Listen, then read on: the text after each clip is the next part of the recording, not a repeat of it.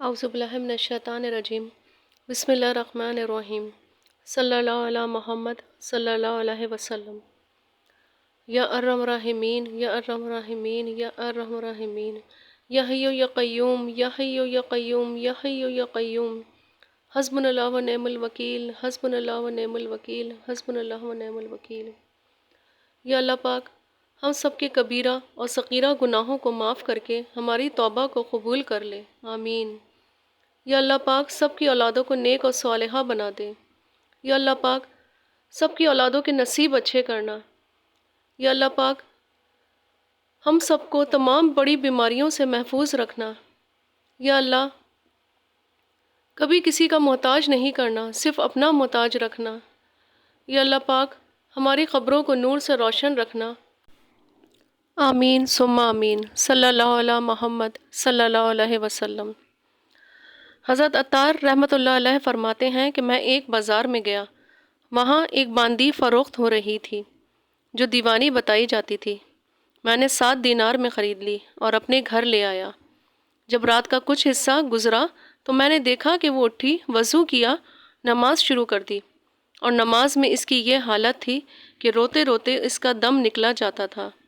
نماز کے بعد اس نے مناجات شروع کی اور یہ کہنے لگی، اے میرے معبود، آپ کو مجھ سے محبت رکھنے کی قسم، مجھ پر رحم فرما۔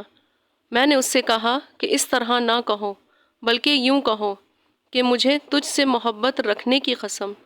یہ سن کر اس کو غصہ آ گیا اور کہنے لگی، قسم ہے اس ذات کی کہ اگر اس کو مجھ سے محبت نہ ہوتی تو تجھے میٹھی نیند نہ سلاتا اور مجھے یوں کھڑا نہ رکھتا۔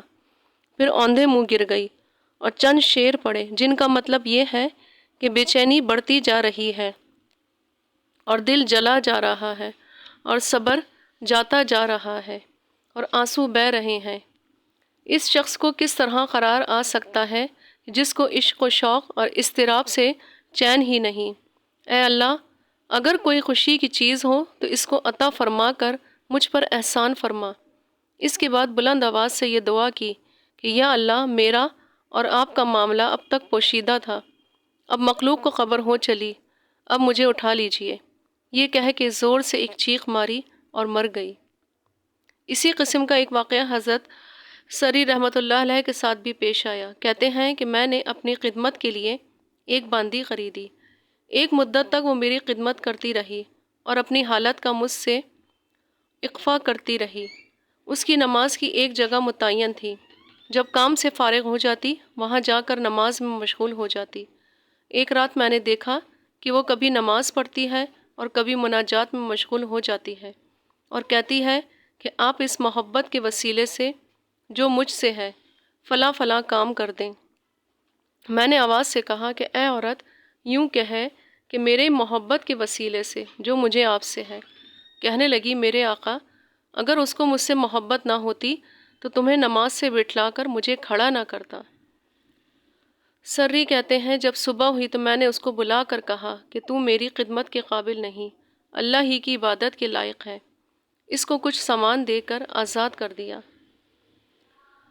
حضرت سری سختی رحمۃ اللہ علیہ ایک عورت کا حال فرماتے ہیں کہ جب وہ تہجد کی نماز کو کھڑی ہوتی تو کہتی، اے اللہ، ابلیس بھی تیرا ایک بندہ ہے، اس کی پیشانی بھی تیرے قبضے میں ہے، وہ مجھے دیکھتا ہے اور میں اسے نہیں دیکھ سکتی، تو اسے دیکھتا ہے اور اس کے سارے کاموں پر قادر ہے اور وہ تیرے کسی کام پر بھی قدرت نہیں رکھتا۔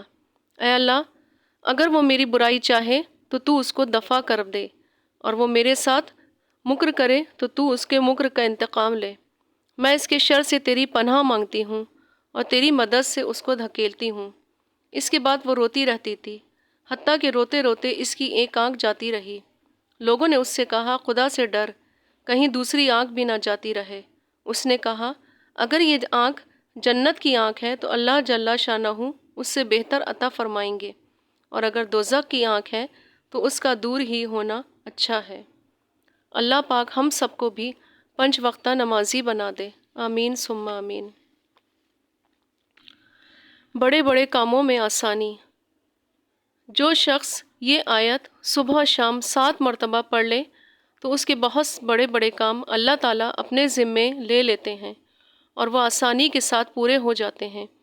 خواہاں وہ شخص جھوٹ سے ہی اس کو پڑھ لے۔